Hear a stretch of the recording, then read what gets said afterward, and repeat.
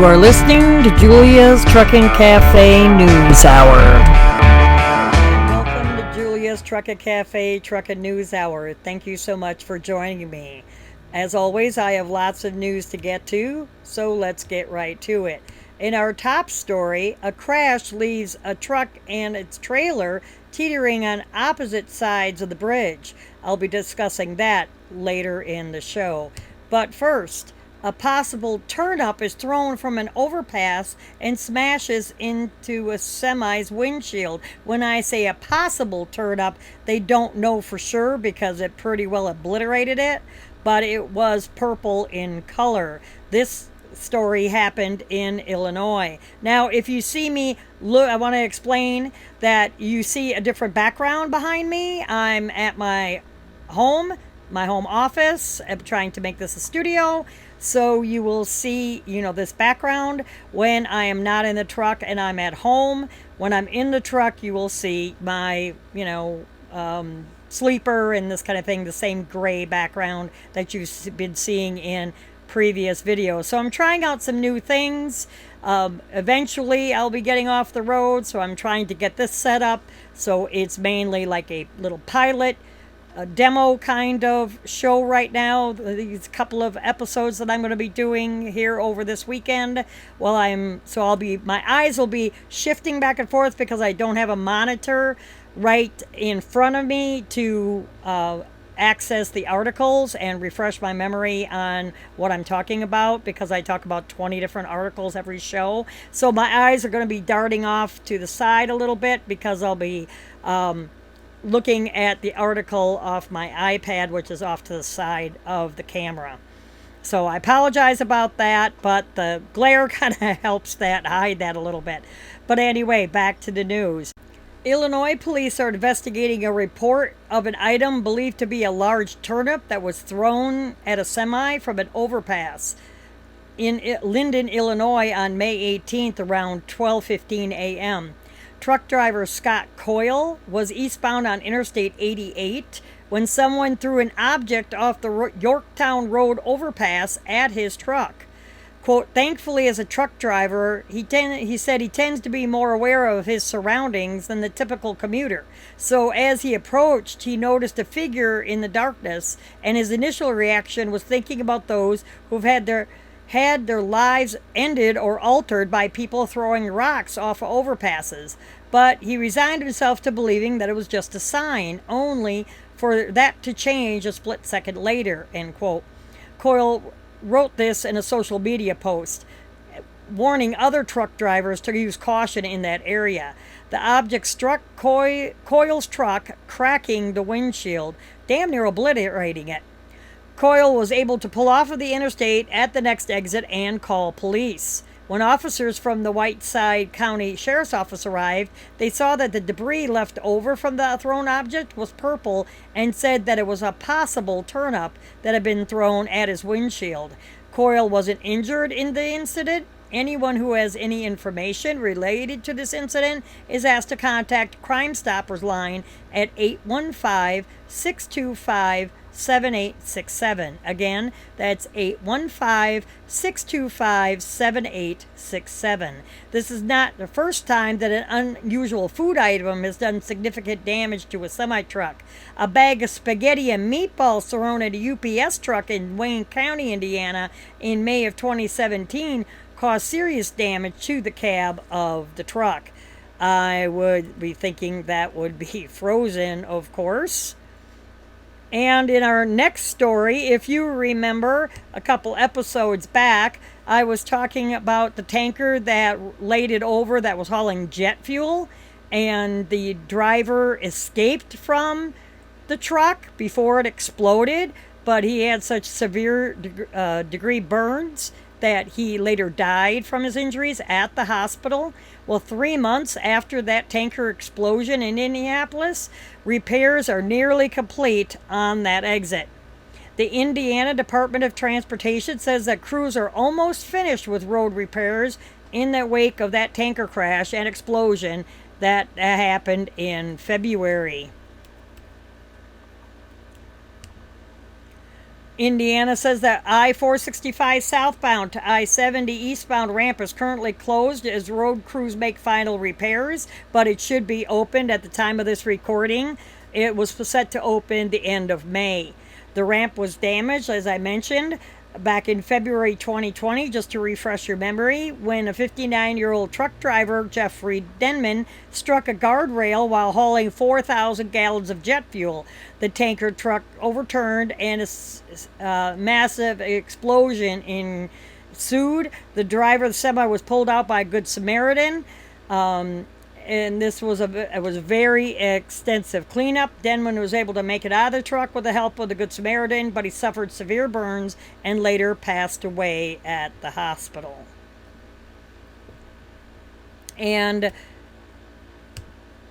Trump signs an executive order giving federal agencies tremendous power to cut regulations.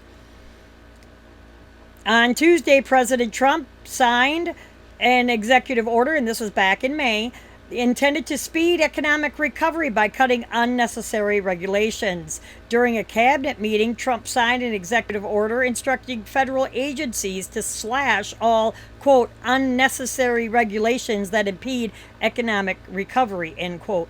According to the White House, the executive order will direct federal agencies to identify regulations that can be temporarily waived to promote economic growth.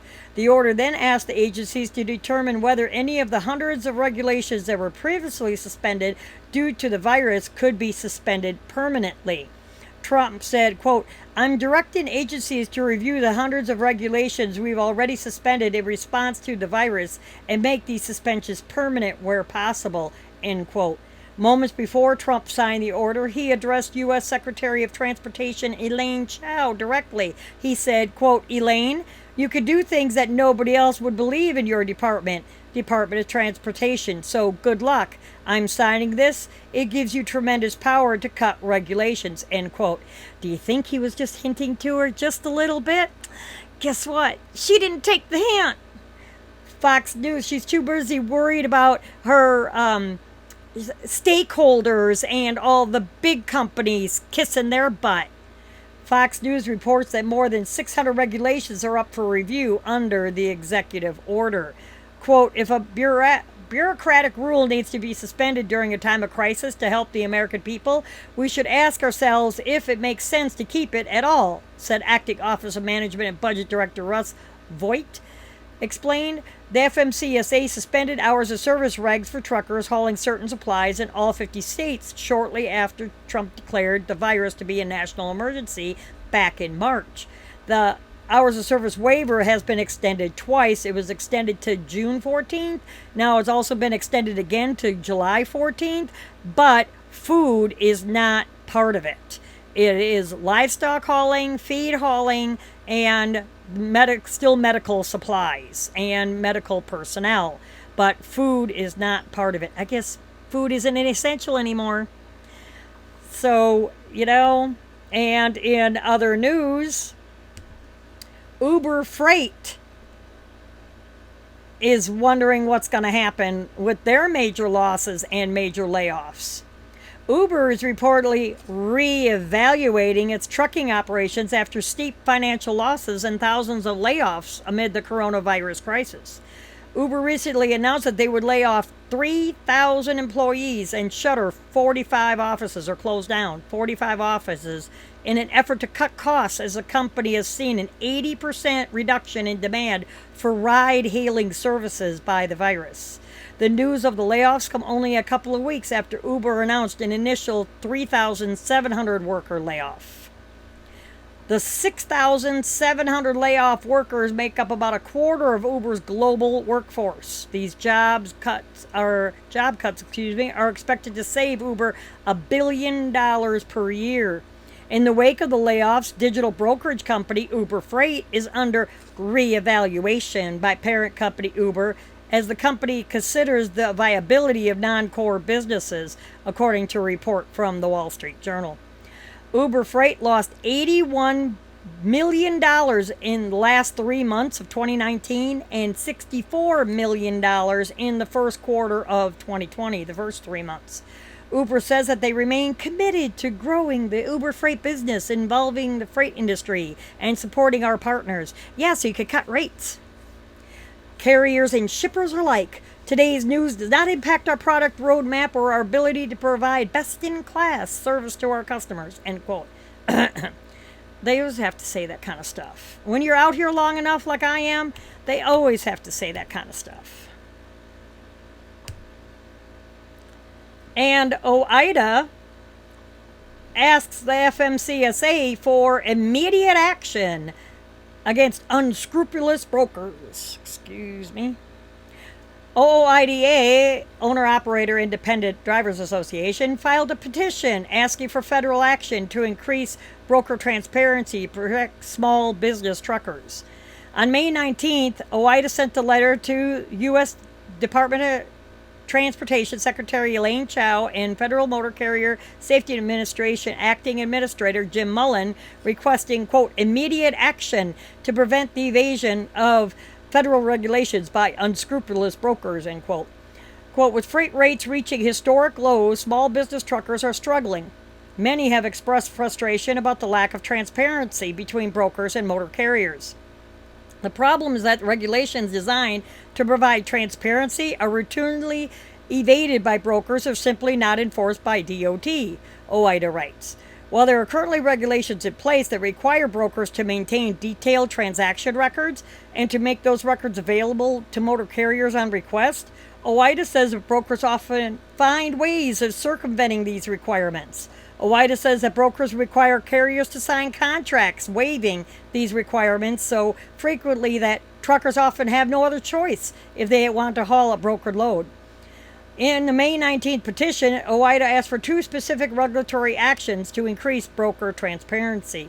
One is to require brokers to automatically provide an electronic copy of each transaction within 48 hours after the contractual service has been completed. In other words, after the load has been delivered, contract was signed, you got 2 days to send them an electronic copy of the transaction.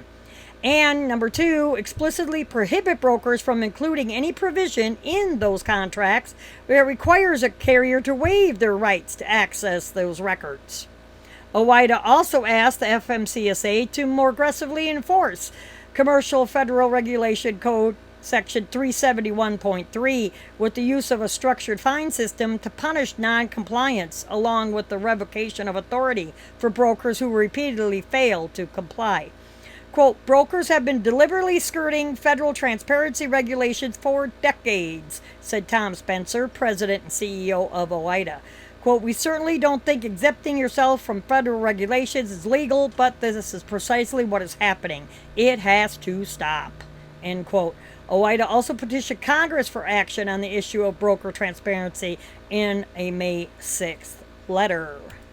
Sorry, that was kind of long.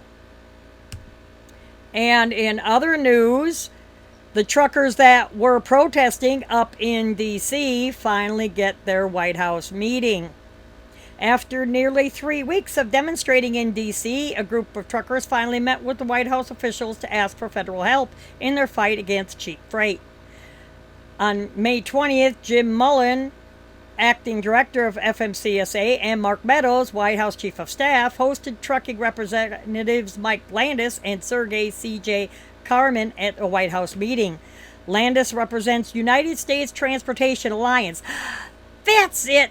That's the organization I was trying to think of in the last episode. Sorry. Carmen founded and spearheaded Easy Logs. President Trump was not president at the meeting. He always has a ton of things to do. Following the hour-long meeting, Carmen and Landis recapped what happened. We broke it down for them, transparency and what it's all about, what exactly they want, and how do we see it, Carmen said. Landis said it was a hell of an experience. I'm honored that me and CJ got to go and represent everyone and the other 89.7% of this industry that they acknowledged in there they understand now is not represented by the American Trucking Association, which is why they allowed us to come in there. So to me, and all the years I've been out here, the American Trucking Association mainly stands for big corporation and not for the little guy. And that's That's just me. So one of the most interesting developments reported by Carmen and Landis after the meeting was that the DOJ has opened an investigation into trucker claims of price gouging and antitrust violations by brokers. This confirms a Tuesday report from Patch.com that Attorney General William Barr had ordered New Jersey U.S. Attorney Craig Carpentier to open an investigation into freight broker price gouging accusations. Carmen and Landis also reported that the White House asked them to provide 3 ideas on how to solve broker transparency problems as the next step forward in the process. Landis ended the gathering by remarking that, quote, "For us, this is a pretty good step in the right direction. We're not going to call victory, but they understand we have no representation except ourselves. They understand the issue, and they understand that we as Americans want this fixed. As Americans, for Americans. The president is on our side, and he wants us to succeed, and he doesn't want us to be overrun," end quote.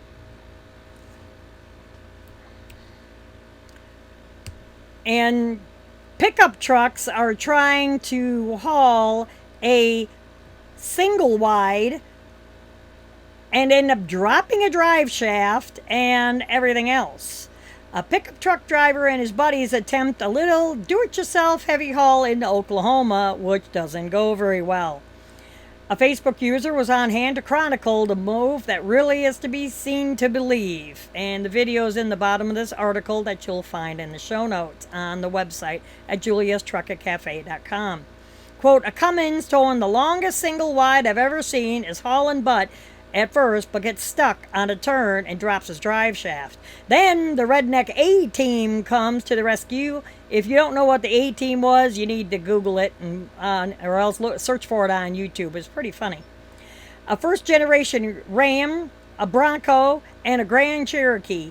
Dude, he says, grenades his drive shaft trying to drag a double long with barely any wheels on it. Did they steal this trailer? Is it a meth lab? Why are you trying to save a busted up trailer? Or did it fall apart during transit?" says the Facebook post. In the first video, the pickup truck with a heck of a set of stacks is spotted hauling the structure at high speeds on a rural roadway, doing what appears to be pretty serious damage to the already beat up building before he gets stuck and calls in the cavalry. In the second clip, reinforcements arrive, but they still aren't able to get the job done. Later on, the user updates the post and it said they're still out there trying to pull the trailer. And an ELD provider lays off 18% of their workers due to the virus. This week, a major fleet management solutions provider announced that they would lay off hundreds of workers due to financial struggles triggered by this virus outbreak. Samsara said that they would cut their global workforce by 18% by laying off 300 people in an effort to reduce expenses.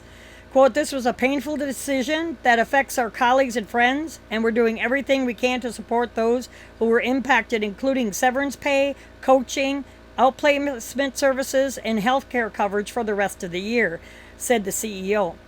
Samsara said that the layoffs would be concentrated outside of their North American market.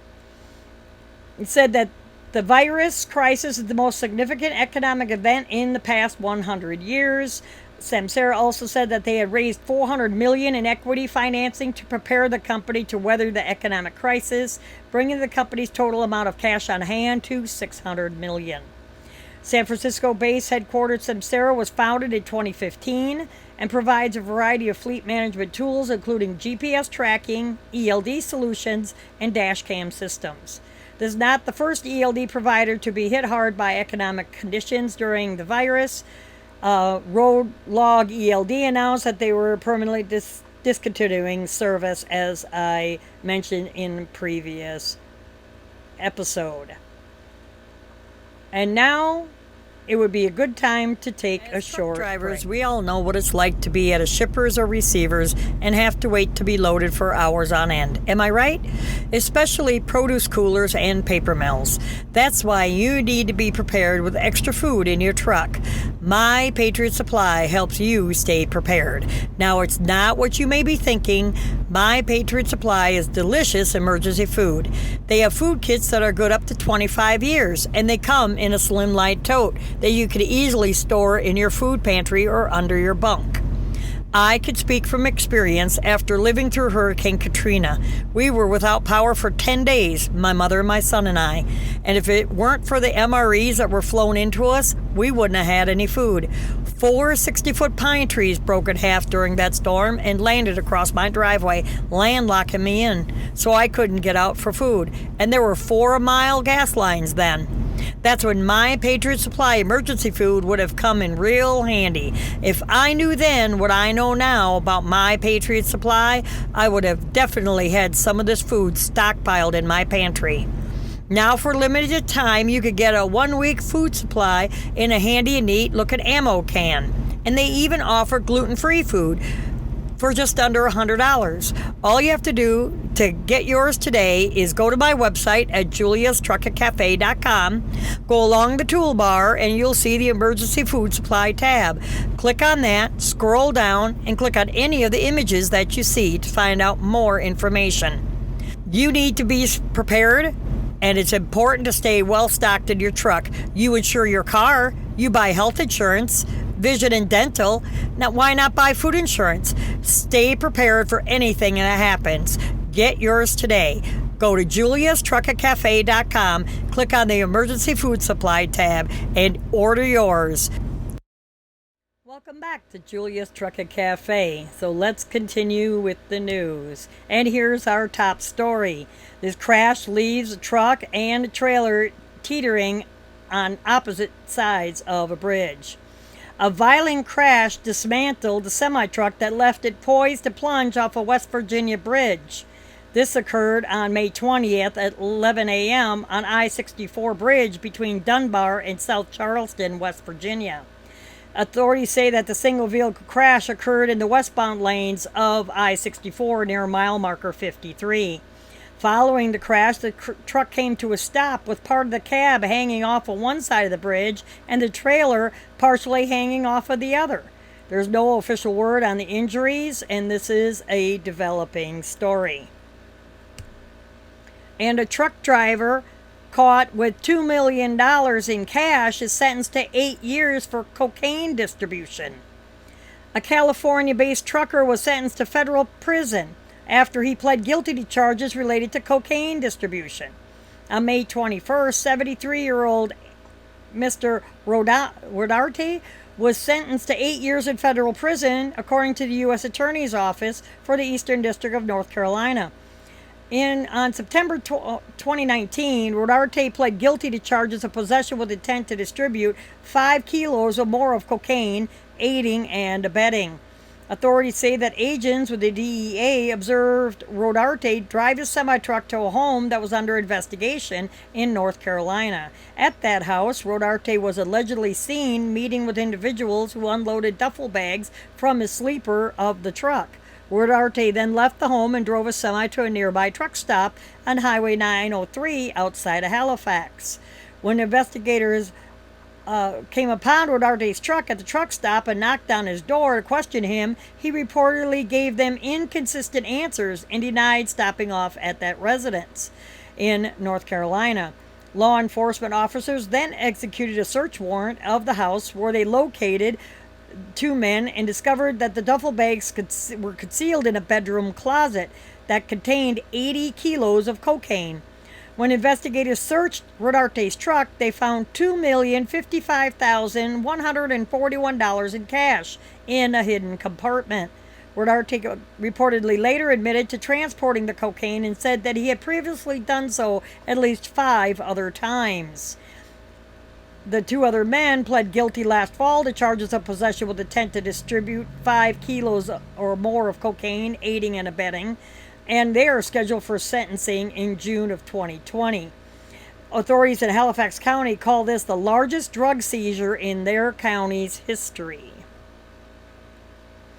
And state of Indiana is to enforce their new distracted driving law starting July 1st. Law enforcement agencies in Indiana will begin enforcing a new distracted driving law statewide in just a few more weeks. Starting July 1st of this year, a new law will go into effect that will prohibit the driver of a car from holding or operating a cell phone or other similar electronic device while the vehicle is in motion. I should say it states motor vehicle. In addition to phones, the law applies to personal digital assistants, PDAs, pagers, and other text messaging devices. Pagers? They still have pagers? Wow. Drivers who are reporting a commercial vehicle weighing more than 10,000 pounds are allowed to use a CB radio under the new law. Other exemptions to the law include the use of hands-free or voice-operated technology. Oh, Siri. Additionally, pressing a button to activate a device will not be considered a violation, and drivers are also permitted to call 911 while their vehicle's in motion in a case of an emergency. According to Indiana State Police, quote, the use of a cell phone while driving increases your chance of getting into a crash by 400%. In other states with a similar law already in effect, there has been a 15% decrease in the number of traffic fatalities. If the same stats hold true for Indiana, this law could save approximately 130 lives on Indiana roadways each year, end quote. So we already know that if you're caught with holding a phone up to your ear in a federal motor vehicle, you will be fined up to $2,750, and your company will be fined up to $11,000. You would not believe how many people I see in a commercial vehicle, in a semi-truck, holding the phone up to their ear. I'm talking rock haulers, hopper bottoms, cattle haulers, local guys. Put the phone down, get yourself some earbuds or wireless or something. You know, I'm trying to save your ass $2,500. Unless you want to donate it to the cause. You know, we'll have the button down in the description of the show notes if you'd like to donate to the cause. You have a lot of money to burn. Just saying. And this young man was arrested in a fatal hit-and-run crash in San Antonio. If you recall that I talked about this happened end of May, that there was involved in a hit and run, and they have arrested him in connection with this hit and run that killed a motorist. Police say they arrested 29-year-old Justin Antoine Jackson on charges of failure to stop and render aid resulting in death. The charges were a result of a fatal crash that occurred on I-10 in Dominion Drive in San Antonio, Texas, around 6 in the morning. During the crash, the semi-truck reportedly struck a Ford Fiesta before leaving the scene. The woman driving the Fiesta passed away as a result of the crash. Police later located the semi-truck about 20 miles from the crash site in downtown San Antonio, where it had heavy front-end damage and pieces of the Ford Fiesta were still stuck to it. Officers initially thought that the driver of the truck had abandoned the vehicle and fled on foot, leaving a second person, who was later identified as Jackson, asleep inside the truck. Jackson told police that he was the passenger at the time of the crash and that he had felt something, but that didn't think much of it because the truck kept moving. Jackson even gave police a description of the suspect according to reports from the local news outlet. However, after contacting Jackson's company and interviewing him further, police placed him under arrest and charged him. You know, that is vehicular manslaughter, dude. You know? They just don't understand. You don't get it. And back in Wisconsin, in Milwaukee, a dump truck disaster was caught on video. A dump truck driver was uninjured during a startling bridge strike that was caught on camera. The incident was captured on a cell phone on May 21st by Jim Witkowski. In the video, you can see a dump truck with a raised bed colliding with the bridge near Mitchell Airport in Milwaukee. Luckily, no one was hurt, but the crash left the bed of the dump truck wedged underneath the bridge, and it separated from the rest of the truck. Witkowski told Fox 6 that when he went to check on the driver said he was positive he put the bed down because he always puts the bed down. Dude, no, you didn't put the bed down. It was up, Witkowski told him. So, yeah, that's gonna hurt. And as I told you, TA opens Texas truck stops and plans for more Tennessee locations. We talked about that in the last episode. And next, multiple crashes are reported after this container gets stuck in a tunnel. Virginia State Police are investigating a series of crashes that occurred after a semi-truck became wedged in a tunnel in Norfolk on Tuesday morning. The truck became stuck in the westbound downtown tunnel from Norfolk to Portsmouth around 10 in the morning, scraping the top of the tunnel and causing significant damage to both the trailer and the roof of the trailer and the roof of the tunnel. 2 crashes have been reported in the downtown tunnel since the truck became stuck. First crash involved the stuck truck and 2 SUVs. The second crash involved 2 SUVs, occurred in a traffic backup caused by the initial crash. 3 people, a woman and 2 children who were involved in the first crash, were taken to the hospital for treatment of non-life-threatening injuries. And how many of you watch the show Highway to Hell that always is on Sunday nights on the Weather Channel? I like to... wrong hand. I like to... Well, one of their stars, Mr. Ken Monkhouse, I'm sad to say, has passed away. He's also known as Monkey on Highway Through Hell, has passed away on May 24th from a heart attack. According to Jamie Davis Towing, wrote in a Facebook post, Ken Monkhouse, an amazing guy, great work ethic, and a good friend, has passed away last night from a heart attack. The official Highway Through Hell Facebook page also issued a statement. Today we learned the passing of our dear friend Ken Monkhouse. He was a wonderful, compassionate man with a great sense of humor. We'll miss his spirit and his big heart. Rest in peace, Monkey. It is with permission of the family we share this, and we ask that their privacy is respected as arrangements are made. There is no GoFundMe page at that time, and they'll share further details in the future. Highway Through Hell is a reality series that follows the operators of the British Columbia-based towing company Jamie Davis Motor Towing. And 19 are arrested as a tow truck turf war becomes violent. Authorities have issued hundreds of charges related to an investigation into escalating violence between rival tow truck operators in the Toronto area. On May 26, Canadian authorities announced that they arrested 19 people in part of a multi-agency investigation called Project Platinum into organized crime within the tow truck industry in the Greater Toronto Area.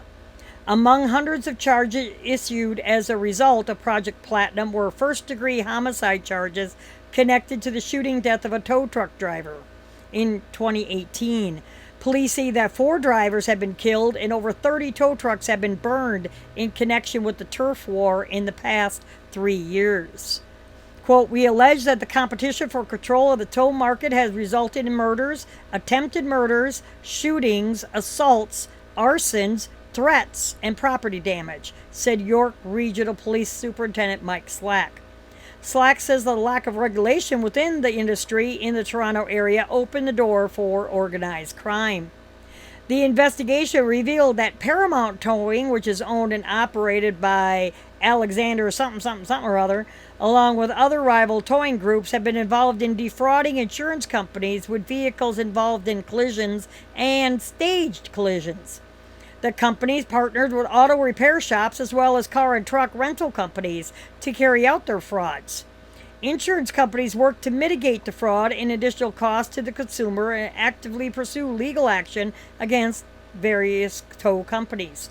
One law firm, Carr Law, which had been located in the city of Vaughan, was hired by the insurance companies, became the target of violence and threats and extortion.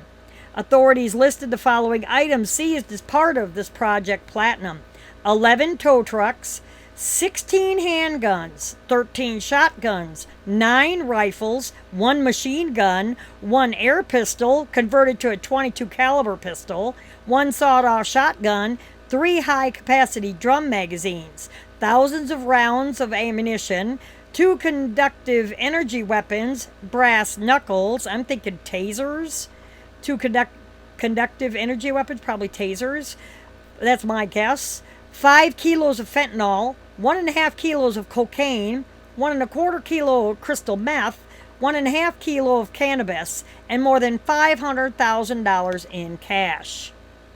York police say that the investigation is ongoing and that anyone with information related to this project should call York Regional Police Organization Crime and Intelligence Services at 1-866-876-5423. That's 1-866-876-5423, extension 7818.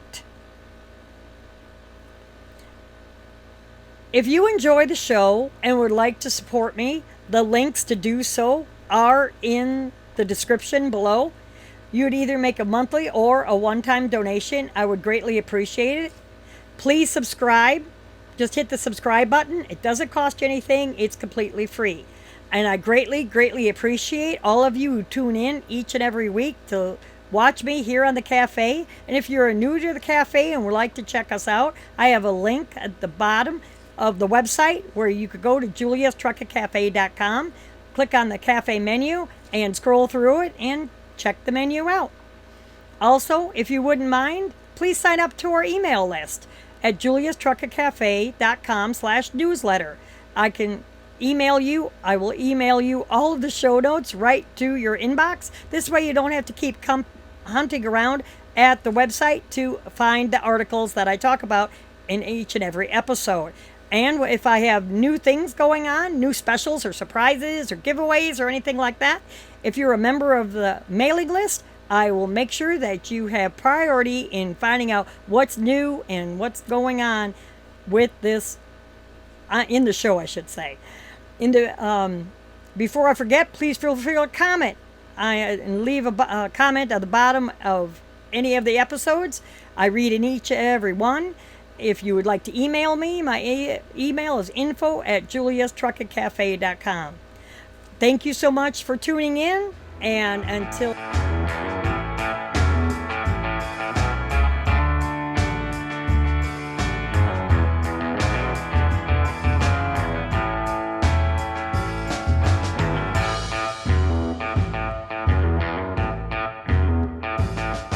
You have been listening to Julia's Trucker Cafe Truckin' News Hour.